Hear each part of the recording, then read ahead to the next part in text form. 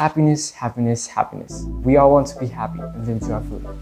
That's the common feeling that everyone strives for. But in that striving, we ignore all the things that have already been given back. Isn't this a great miracle? That you have taken birth on this beautiful earth and you are part of the biggest community that ever been born as a human being is a blessing in itself. So break all the boundaries that the people around you have created to be happy. And I'll help you to do that by telling you about the power of gratitude and how being grateful can change your life. This video is divided into 3 parts.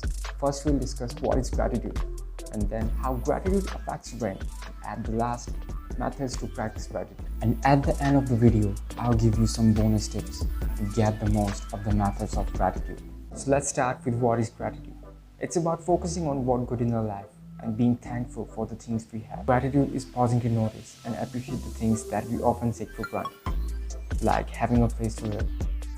When around 150 million people are homeless worldwide, and food to eat when around 800 million people sleep without eating food.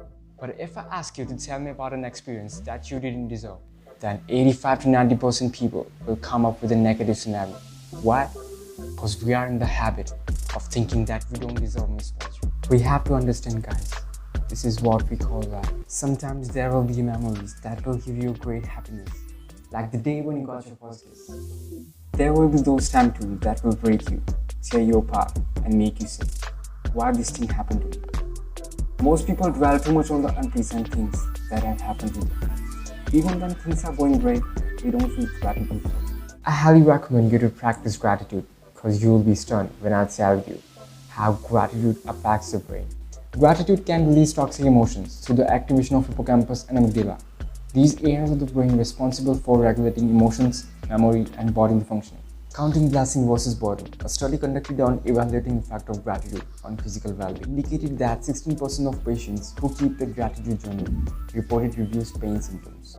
A deeper dig into the cause alleged that by regulating the level of dopamine, gratitude fills us with more vitality, thereby reducing subjective feeling of pain.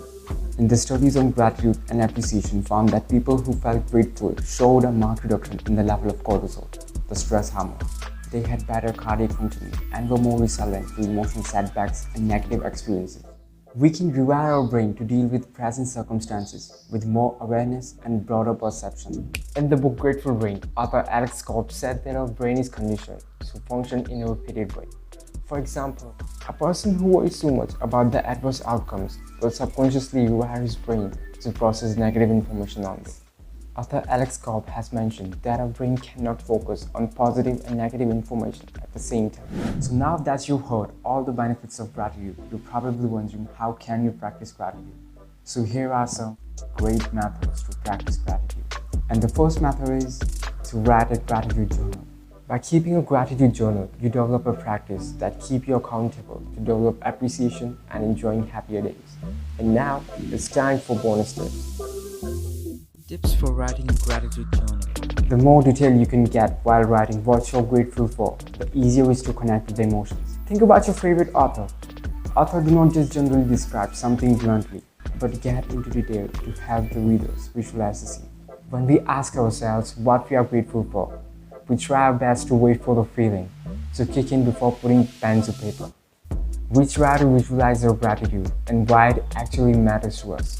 This feeling usually happens in our chest, where we feel the intensity of a new love and excitement. Take a moment to experience this yourself. What are you grateful for? Really, right now. Put your hands on your chest, right over your heart, and feel that sensation deep inside. This is gratitude.